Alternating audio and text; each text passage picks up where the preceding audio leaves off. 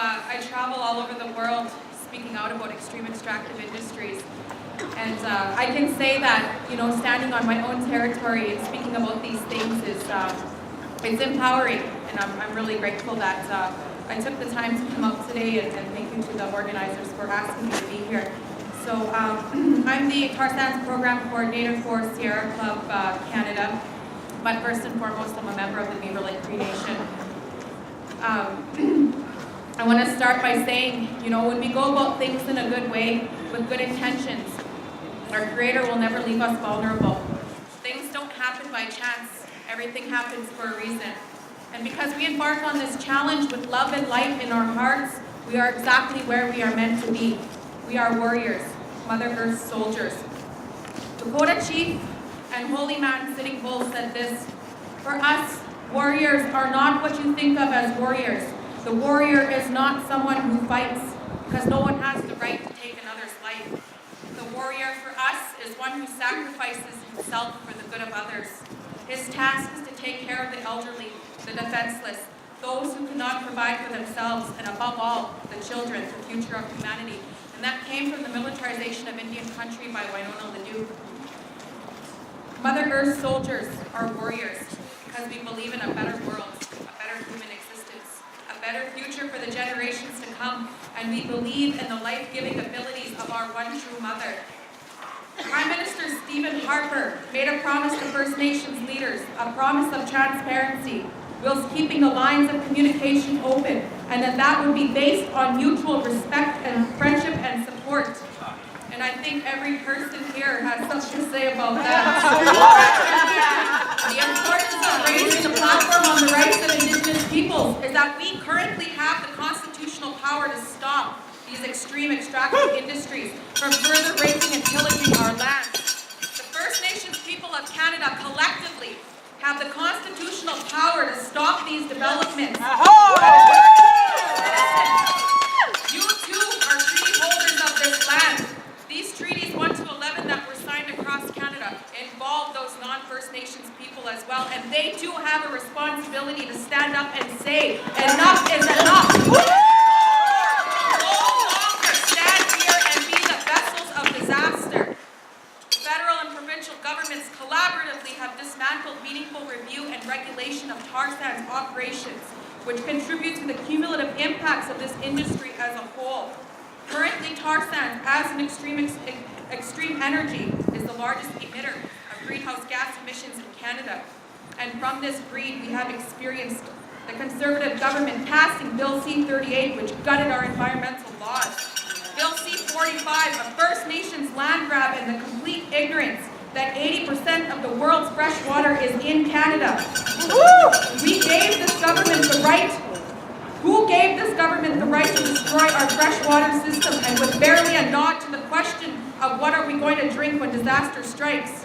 Because it will, and when it does, it's not going to know race, color, or creed. When an industry is using 1.7 billion barrels of that fresh water per day, there will come an end.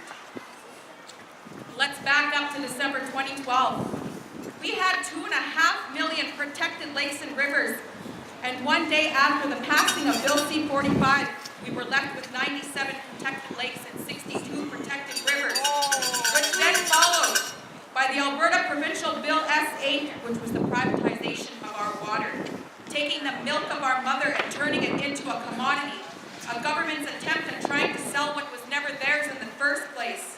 And who can afford this? The poor First Nations people living in third world conditions in a first world country? The poor farmer who relies on his crops to feed his family? The 99%? No, industry. Industry is who can afford it, and this government made damn sure of that. Then this government pulled out of the Kyoto Protocol and signed FIPA, yet another behind-the-scenes, closed-door decision, deliberately ignoring the democratic process of involving the citizen members of this nation we call Canada. So here we sit, a government refusing to accept responsibility and hiding from accountability and transparency. And this is no longer an Indian problem. You breathe air and you drink water. This is about you, and I'm saying that to those non-First Nations people that are standing out there right now. We are economic hostages in our own country, and when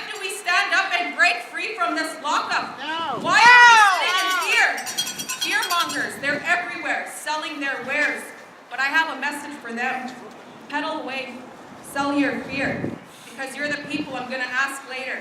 Can you eat your money? Can you drink your oil? We are involved in a direct exploitation of our natural resources from one end of this country to the other, all over this what we call Turtle Island, and on a global level. Examples being the Northern Gateway and the Kinder Morgan pipelines in BC, the tar sands, natural gas and coal extraction in Alberta, the uranium, potash, and crude oil extraction in Saskatchewan, the destruction of treaty lands in Manitoba for hydraulic power generation, the mining of diamonds in Athabasca and Enbridge's Line 9 in Aamjiwnaang, Ontario, also the mining of diamonds in the Northwest Territories and the fracking of natural gas in Elsipogtog. These are but a few, very selection of examples of the exploitation, and from this, as the First Nations people of this country, we must also face environmental racism. A government looking beyond the frontline communities impacted by these decisions. But I'm here to remind Prime Minister Harper and Redford that we're human too. We exist, we're here, and we're not going anywhere.